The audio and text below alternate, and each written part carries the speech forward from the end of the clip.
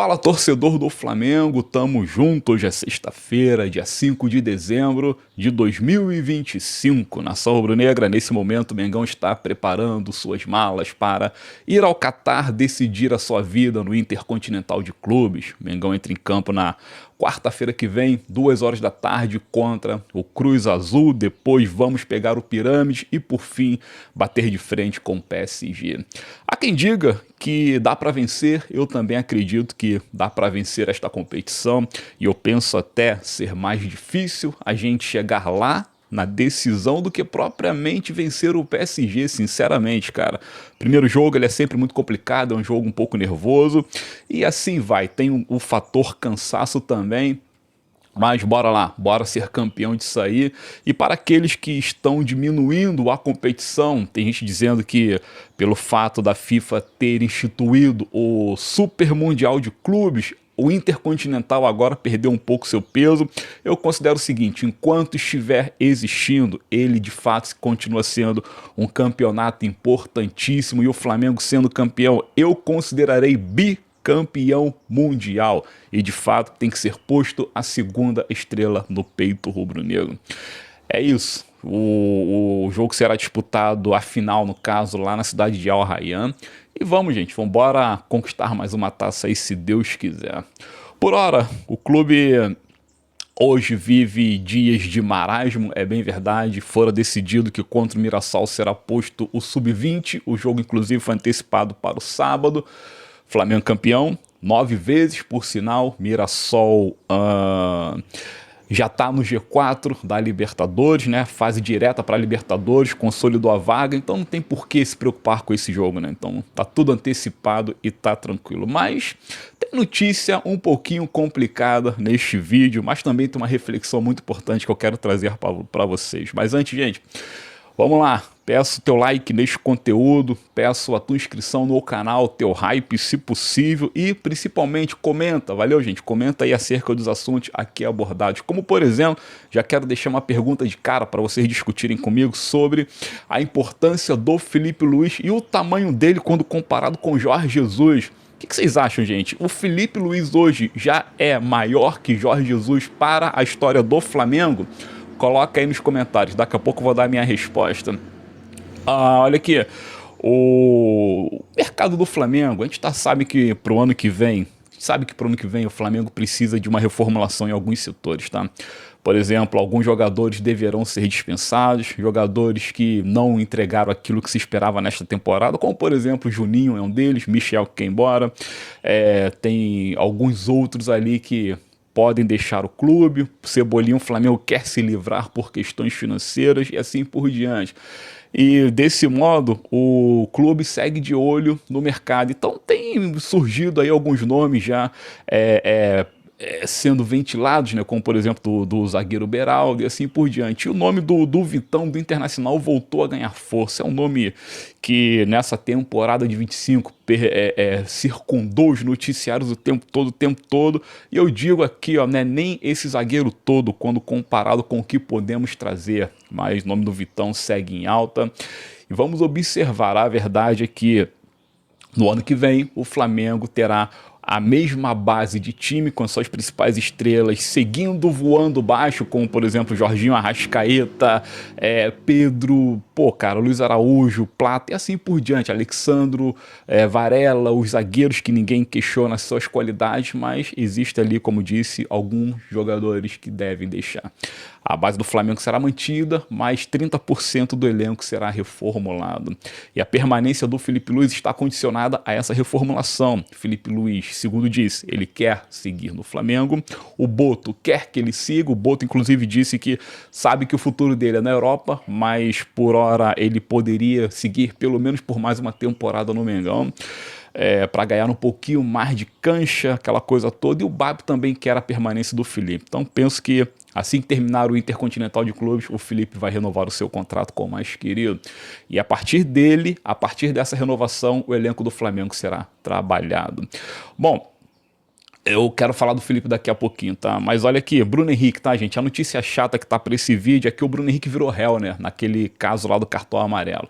A Justiça do Distrito Federal acatou o pedido do Ministério Público, recurso protocolado pelo Ministério Público, e assim denunciou o Bruno Henrique. O Bruno Henrique será réu. Tá, será réu pelo crime de estelionato. É sacanagem, né, cara? O bagulho é pesado. A gente sabe que estelionato é crime inafiançável, não se paga fiança para ficar solto. E o Bruno pode pegar de 1 a 5 anos de prisão. Ele, o irmão dele, a cunhada e mais 6 envolvidos. Eu penso o seguinte: eu acho que nenhum desses sujeitos, nenhuma dessas pessoas serão condenados, pois ali não há criminosos. Ali há pessoas bobas que fizeram um esqueminha que rendeu uma certa quantia financeira que nem foi lá essa coisa toda, compreende? E o Bruno Henrique, dentre todos esses 8 pessoas, essas 8 pessoas, 9 pessoas, né? Ele é a 9ª pessoa neste inquérito aí. Ele é o menos culpado, porque ele vive com a cabeça no Flamengo, vive dentro do Flamengo e pouco tem tempo para poder pensar em qualquer outra coisa, sabe? E tu imagina um cara que ganha 1.800.000 mensais, com toda a premiação que circunda isso aí, com tudo que envolve, o cara vai se preocupar em fraudar bagulho de esquema de aposta para ganhar 300, 400, 500 mil reais. Não faz sentido, né, gente?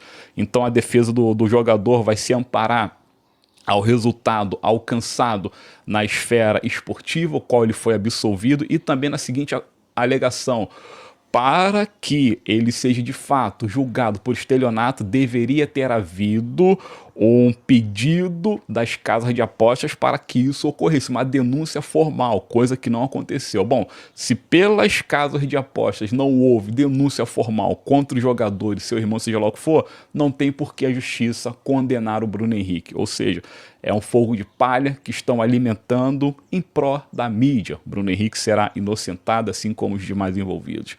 É isso, gente. Bora lá. Coisa boa é o seguinte: Flamengo ganhou o Enner Brasileirão, 9 títulos sem asterisco. Não adianta o Abel Ferreira vir querer plantar palhaçadinha, não. Flamengo, 9 títulos sem asterisco.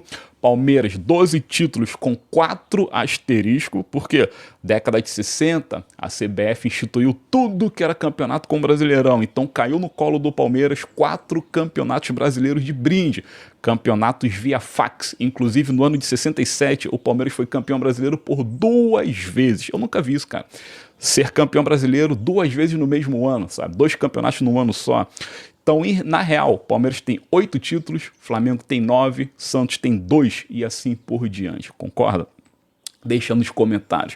Mas sim, Flamengo campeão brasileirão por 9 vezes, foi tetra da Libertadores, é penta da Copa do Brasil e assim vai. Desse modo, Flamengo somente no século XXI conquistou 29 campeonatos. De 2000 a 2025 são 29 campeonatos. É de longe aquele clube que mais levantou taças no Brasil. Não tem ninguém que sequer chegue perto. Para ter uma noção, Fluminense conquistou 11 taças, Botafogo 8 e Vasco da Gama somente 6.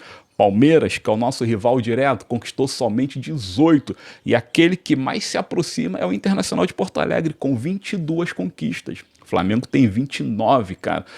Olha aí, são, rapidinho de cabeça, tá? 3 Copas de Libertadores, 4 Brasileirão, 4 Copa do Brasil, 13 campeonatos cariocas, 3 Supercopas do Brasil, uma Recopa e uma Copa dos Campeões. 29 taças levantadas. Isso não considera torneios intermediários e também não considera taça por turno. No nosso caso aqui, Taça Guanabara ou Taça Rio. Então o Flamengo é hegemônico desde 2001, na verdade, 2001, mas eu digo o seguinte: em toda a sua história, afinal de contas, temos 161 campeonatos conquistados. Essa é a nossa história. 161 taças levantadas. E o Flamengo é hoje o clube que mais tem vitórias somadas na história do futebol brasileiro. É o maior número de pontos conquistados de todos os tempos. Só no corte do Campeonato Brasileiro. Ataque mais positivo, defesa menos vazada, maior número de vitórias, menor número de derrotas, recorde de público, recorde de tudo. Então, cara, se o Flamengo não tá voando baixo como o total dono do futebol brasileiro, no bom sentido da coisa, eu não sei como está. É isso, esse é o Mengão malvadão que muitos dizem que esse sucesso veio a partir do Eduardo Bandeira. Sim, veio a partir do Eduardo Bandeira, foi mantido pelo Landim, está tendo continuidade com o BAP, mas Flamengo desde sempre conquistou o campeonato. Tá aí a prova disso, 2000 a 2025, 29 taças e ao todo 161 conquistas ao longo de sua história. Parabéns, Mengão, e muito obrigado por tanta conquista, cara. Agora aqui, para encerrar o vídeo, e logo mais tem outro conteúdo, e assim vamos voltar a acelerar aqui o nosso canal Flacegueta. Desse modo, conto com vocês sempre.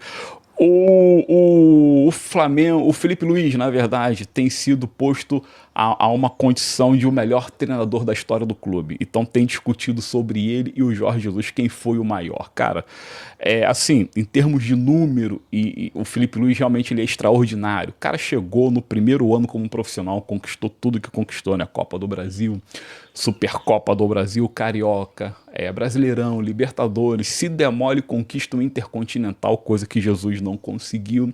Mas tem uma diferença muito clara, cara. O Felipe Luiz, na minha opinião, evidentemente, ele chega onde há uma máquina já montada, uma estrutura já consolidada. Tudo bem, o Flamengo estava bagunçado pelo Tite, mas o Felipe Luiz chega, o time corre por ele, ele implanta uma filosofia que já havia sido implantada pelo Jorge Jesus, e o Flamengo vence o Corinthians, depois vence o Palmeiras, depois é campeão da Copa do Brasil, e assim o sucesso ele é consolidado. Felipe Luiz é muito inteligente, é muito perspicaz, estuda muito futebol e tem muita sorte também.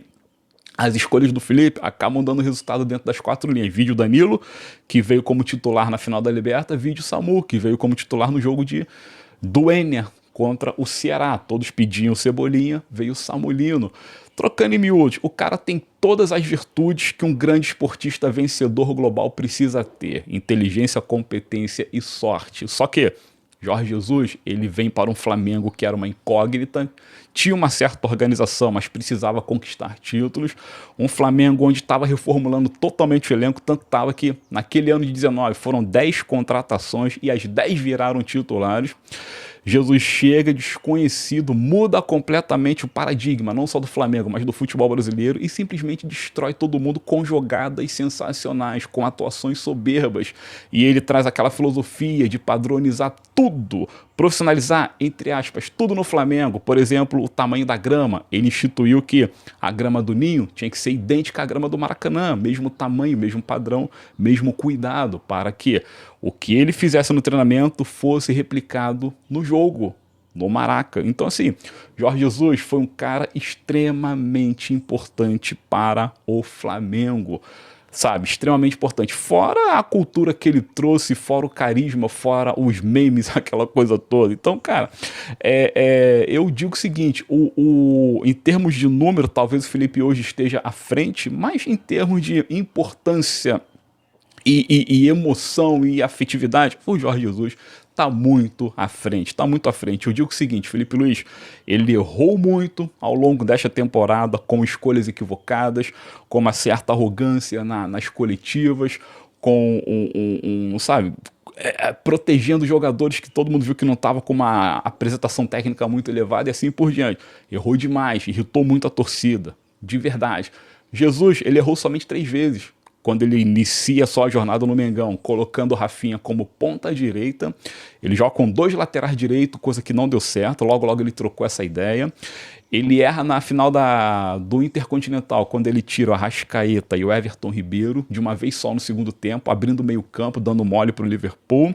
E ele erra na terceira vez, quando ele vai embora, por causa da pandemia, e 100% da nação queria que ele continuasse, ele dá as costas para o Flamengo. Então, para mim, ele errou somente 3 vezes.